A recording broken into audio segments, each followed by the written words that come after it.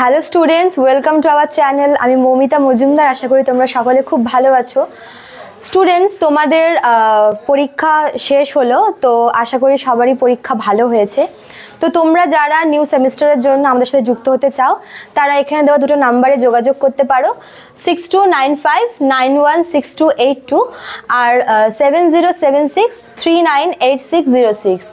আর তোমরা যদি শুধুমাত্র মেজরের নোটস চাও, তাহলে তোমাদের পে করতে হবে অনলি 499। যদি মেজর এবং পাসেরও চাও, দেন তোমাদের পে করতে হবে 999। আর যদি তোমরা শুধুমাত্র পাস পড়তে চাও, তাহলে তোমাদের পে করতে হবে 499। তো স্টুডেন্ট, আজকে আমি তোমাদের মেজর পলিটিক্যাল সায়েন্সের সেকেন্ড সেমিস্টারের যে ফার্স্ট টপিকটা রয়েছে, framing of the constitution of India, এটার ওপর তোমাদের সাথে আলোচনা করব। ঠিক আছে, এটা যে প্রথম যে চ্যাপ্টারটা আছে, অর্থাৎ হিস্টোরিক্যাল ব্যাকগ্রাউন্ড অফ কনস্টিটিউশন, অর্থাৎ আমাদের ভারতের যে সংবিধান রয়েছে তার যে পটভূমি, অর্থাৎ আমাদের ভারতীয় সংবিধান গড়ে ওঠার পেছনে কোন কোন আইনগুলির ভূমিকা রয়েছে, সেগুলি তোমাদের সাথে আজকে আমি ডিসকাস করব। তো দেখো, প্রথমে রয়েছে 1909 সালের গভর্নমেন্ট অফ ইন্ডিয়া অ্যাক্ট।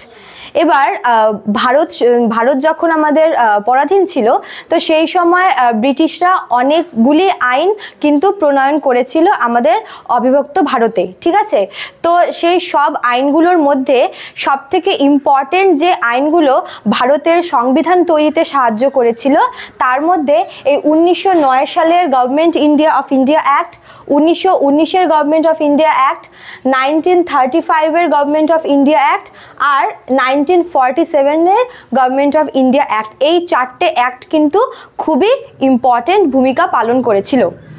তো প্রথমে যদি আমরা 1909-এর অ্যাক্টটার কথা দেখি, তো সেই সময় এই 1909 সালে ব্রিটিশ সরকার এই আইনটি পাশ করেছিল।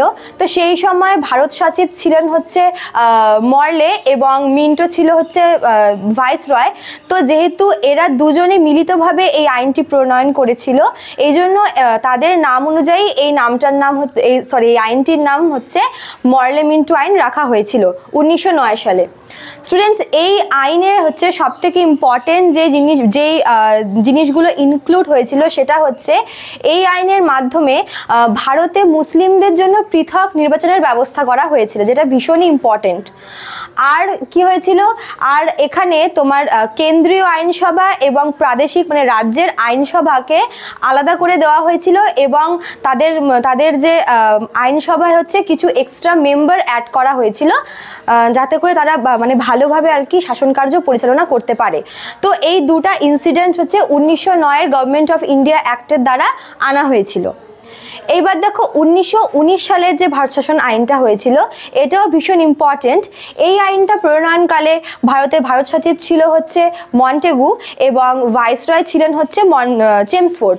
তো তাদের নাম অনুসারে এই আইনটাকে বলা হচ্ছে মন্টেগু চেমসফোর্ড আইন। তো এই মন্টেগু চেমসফোর্ড আইনে কি হয়েছিল, এই আইনে ভারতবর্ষের যে আমাদের দ্বিকক্ষ বিশিষ্ট আইনসভা, অর্থাৎ যেটাকে আমরা বর্তমানে রাজ্যসভা এবং লোকসভা বলি, পার্লামেন্টে, তো এই দ্বিকক্ষ বিশিষ্ট আইনসভার কথা বলা হয়েছিল এই 1919-এর ভারত শাসন আইনে। ঠিক আছে, আচ্ছা, এবার আমরা আসি সব থেকে ইম্পর্টেন্ট যে আইনটা, সেটা 1935-এর ভারত শাসন আইন। ঠিক আছে, এই 1935 সালে যে ভারত শাসন আইনটা এনেছিল, এই আইনটা কিন্তু আমাদের ভারতের কনস্টিটিউশন তৈরিতে কিন্তু অনেকভাবে হেল্প করেছিল। বলতে পারো যে বর্তমানে আমাদের ভারতের যে সংবিধান রয়েছে, তার সেখানে যে সমস্ত আর কি অধ্যায়গুলো রয়েছে, যে সমস্ত ধারাগুলো রয়েছে, সেই সমস্ত কিছু কিন্তু ম্যাক্সিমামই এই 1935-এর আইনের যে সমস্ত বিধিনিষেধগুলো ছিল, সেখান থেকে নেওয়া হয়েছে। তো 1935-এর আইনে প্রথম যেটা বলা হয়েছিল, সেটা যুক্তরাষ্ট্রের শাসন ব্যবস্থা, অর্থাৎ ভারতের শাসন ব্যবস্থাকে যুক্তরাষ্ট্রীয় বা ফেডারেল স্ট্রাকচার দেওয়া হবে, এটার কথা কিন্তু 1935-এর শাসনকালে আইনে বলা হয়েছিল।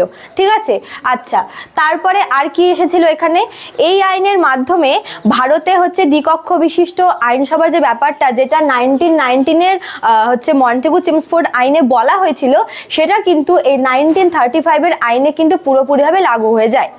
এবং এক্ষেত্রে উচ্চ কক্ষকে হচ্ছে কাউন্সিল অফ স্টেটস এবং নিম্ন কক্ষকে হচ্ছে ফেডারেল অ্যাসেম্বলি অর্থাৎ যুক্তরাষ্ট্রীয় আইনসভা হিসেবে বলা হয়েছিল। ঠিক আছে, বর্তমানে সেটা নাম পাল্টে এখন উচ্চ কক্ষকে রাজ্যসভা এবং নিম্ন কক্ষকে লোকসভা বলা হয়, কিন্তু এই 1935-এর আইন অনুযায়ী কিন্তু উচ্চ কক্ষকে কাউন্সিল অফ স্টেটস অর্থাৎ হচ্ছে রাজ্যগুলির তোমার কাউন্সিল, আর নিম্ন কক্ষকে হচ্ছে ফেডারেল অ্যাসেম্বলি বা যুক্তরাষ্ট্রীয় আইনসভা হচ্ছে বলা হয়েছিল। ঠিক আছে, আর কি এসেছিল এই আইনের মাধ্যমে?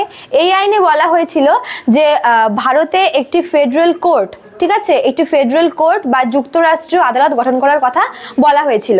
ঠিক আছে, আর যে সমস্ত ইম্পর্টেন্ট জিনিসগুলো হয়েছিল তার মধ্যে তোমার রয়েছে তোমার কনকারেন্ট লিস্ট, স্টেট লিস্ট আর হচ্ছে ইউনিয়ন লিস্ট, অর্থাৎ আমাদের কনস্টিটিউশনের যে 7th শিডিউল আছে সেখানে কিন্তু রাজ্য এবং কেন্দ্রের মধ্যে কিছু ক্ষমতাকে ভাগ করে দেওয়া হয়েছে। ঠিক আছে, এবং এই ক্ষমতার যে লিস্টটা সেটাকে 3টা লিস্টে ভাগ করা হয়েছে, একটা হচ্ছে রাজ্য তালিকা, একটা হচ্ছে কেন্দ্র তালিকা, আর একটা হচ্ছে তোমার যুগ্ম তালিকা। ঠিক আছে, তো এই 3 তালিকার কথা কিন্তু এই আইনের মাধ্যমে আনা হয়েছিল। ঠিক আছে, আচ্ছা এইবার দেখো সব থেকে লাস্টে যে আইনটা এসেছিল সেটা হচ্ছে 1947-এর। ঠিক আছে, এই আইনটার মাধ্যমে আমাদের ভারতবর্ষে ব্রিটিশের যে শাসন সেটার কিন্তু অবসান ঘটেছিল। ঠিক আছে, আর কি হয়েছিল? এই আইনের মাধ্যমে আমাদের যে পৃথক যে রাষ্ট্র অর্থাৎ ভারত ইউনিয়ন এবং পাকিস্তান, এই দুটো যে পৃথক রাষ্ট্র হয়েছিল সেই দুটার যে মানে অর্থাৎ সেই দুটাকে কিন্তু পাকাপাকিভাবে বিভক্ত করা হয়েছিল। মানে এই আইনের মাধ্যমে আমাদের অবিভক্ত ভারত বিভক্ত হয়ে ভারত ইউনিয়ন এবং কিন্তু পাকিস্তান ইউনিয়নে বিভক্ত হয়ে গেছিল। ঠিক আছে, আর এই আইনে এটাও বলা হয়েছিল যে যতদিন না পর্যন্ত একটি নতুন কনস্টিটিউশন আসছে ততদিন পর্যন্ত কিন্তু এই দুই রাষ্ট্রের যে শাসন কাজ সেটা এই 1935-এর আইন শাসনে যে সমস্ত বলা হয়েছিল রুলসগুলো ছিল তার উপরে কিন্তু ভিত্তি করে হতো। ঠিক আছে, তো এটা ছিল হচ্ছে তোমাদের এই 4টে আইন তোমাদের হচ্ছে হিস্টোরিক্যাল ব্যাকগ্রাউন্ডের মধ্যে ভীষণই ইম্পর্টেন্ট। আমি খুবই সংক্ষিপ্ত করে তোমাদেরকে বললাম। ঠিক আছে, তো তোমরা যারা আমাদের সাথে যোগাযোগ করতে চাও নোটসের জন্য, অনলাইনে যুক্ত হতে চাও, তারা এই নম্বরে যোগাযোগ করে যুক্ত হয়ে যেও। ঠিক আছে, তো দেখা হচ্ছে পরবর্তী ক্লাসে। Thank you.